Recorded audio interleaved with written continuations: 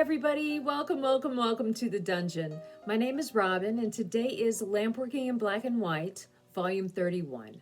Today I wanted to explore the trefoil pattern, and this pattern is just 3 dots that are heated and pulled into a leaf-like design. It's really beautiful. It can be a bit intimidating though because of the heating and the pulling aspect. I think that this might be a really nice bead to explore and experiment little trefoils all over. So I hope you enjoy this one, and thank you again so much for joining me. I hope you're all doing safe and well out there, and I will see you next time in the dungeon. All right, I don't know why I'm having a hard time describing what I'm doing here, but let's try this again. Okay, so I'm going to start this bead out by making a half and half style. And I'm going to lay my black down first because it is a little stiffer in the flame than the white. And that will come in handy later on when I bring these two colors together to make the half and half. And the first thing I want to do is just build up a really nice bead. It can be any size you want. You just want to know that when you build up the second bead right next to it, it's going to double in size. So that will give you kind of an idea of how large you want to go with this. So I'm going to add my wraps of black here. And I'm not perfect at it. I'm just going to do my best to, add the glass evenly around the mandrel. And then I'm just going to heat it up. And what's more important here than evenly adding the glass is evenly heating the glass. This is where everything gets important. You want a nice round, even looking bead on your mandrel to start out with. And then I'm gonna let that cool down, and I will really build up. You can build up the second bead any way you want. I thought this time I would build up a really, really big gather of white and then lay it all on there.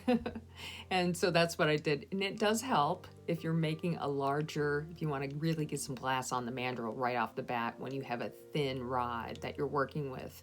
And then from there, I'm just going to start adding my wraps. And I'm trying to keep the heat away from the black glass. I want to kind of focus all my heat on this side, but if you feel like you need to put some insurance heat on the other side, please do. Now I'm just going to heat up all of the white once I have the right amount. And this is kind of hard to describe, but you can see what's happening here. What I'm doing is I'm trying to heat up the white glass as evenly as possible.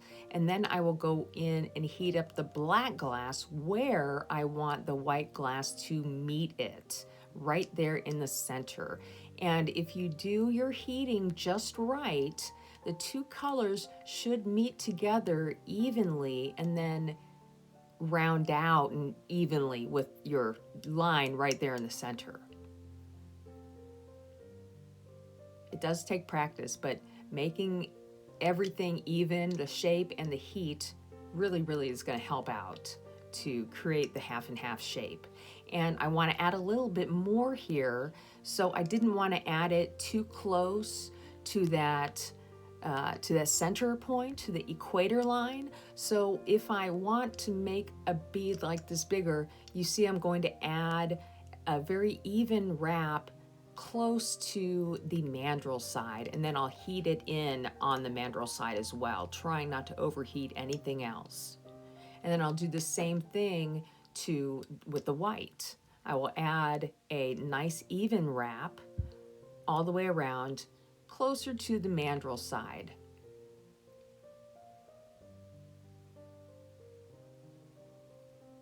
Don't worry if your center line is a little wavy. This pattern will still look great. It'll still work, and it's a good practice. It's just a good all-around practice bead, and it's a lot of fun to play around with.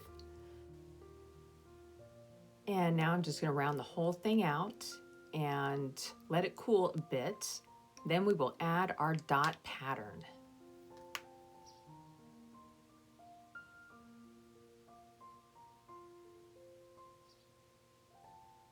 All right, it looks pretty good. So from here, I am going to start adding my dots, and I will add them all the way around the base. I'll start this way. You can make these dots any size you want.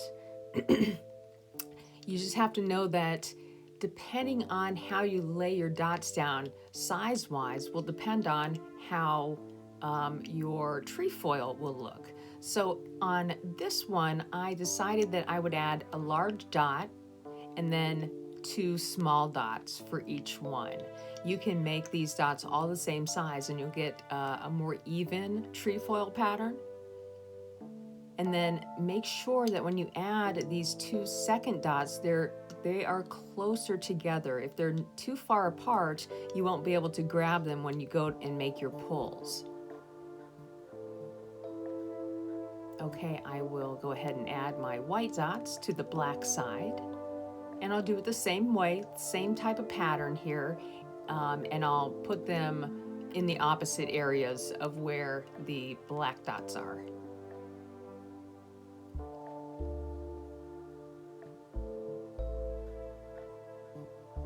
The only problems I've really had with laying my dots down are not putting these last final 2 dots down close enough together. Sometimes I've added them too far apart and then I can't seem to grab them all when I go to make the pull. So make sure that these dots are as close together as you can get them without them touching each other.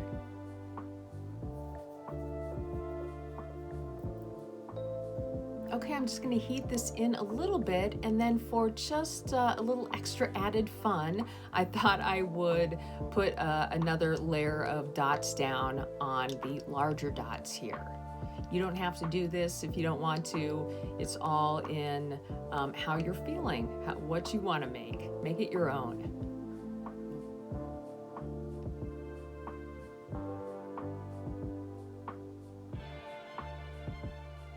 And I'm adding the dots kind of towards the top area of the dot, not right in the center. So depending on where you add these secondary dots, your pattern might look a little different from what I end up with. Okay, so to make the swipe and the pull, you basically want to grab the very center dot, the largest dot of what I have here, the one that's in between the other 2, and then heat up the whole area. You're going to bring it down and grab the top dot and run that top dot through the bottom 2 dots and then pull all the way across. And that black should go right through the white and give you a nice crisp point at the end. And if it doesn't happen the first time, don't worry. You can always reheat it and try it again. Grabbing that top dot and pulling through the bottom 2 dots every time. And that's why I had to orientate my dots the way that I did, because you're always going to want to grab the top dot and pull it through. Okay, so I'm going to turn everything around and I'm going to do the same thing on the other side. Gentle heating, but you want a nice deep heat here. You don't want to get to where you are pulling and everything stiffen up real quick. You want enough heat to grab and pull and make that whole thing happen without stopping.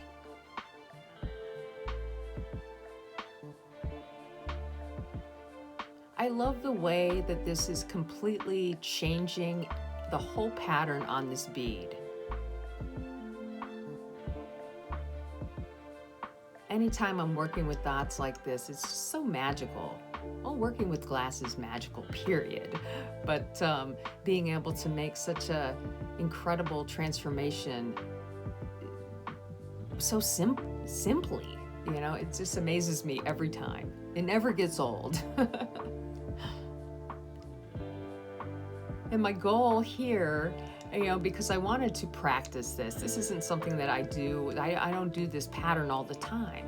And I've been thinking about making florals lately, and I see this trefoil pattern kind of showing up, and I wanted to just explore it a little bit more on the larger scale. And then from here, now that I have practiced it enough to make something, you know, to kind of figure it out, I feel like I can downscale it and make it much smaller in my pattern. Anyway, okay, let's go ahead and finish this pattern up with a whole bunch of little dots just to outline all of the trefoils. So I'm just going to use a stringer and add my little dots on one side, and then I'll just give that a little heat, turn everything around, and I will do the same to the other side.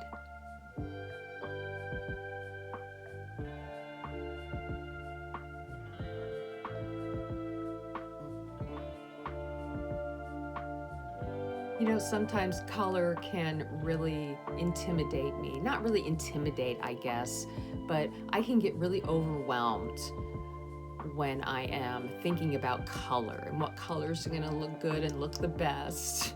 So I often find it really nice to be able to just step back and use black and white as my colors, as my color palette, especially when I am playing around or researching or exploring new things.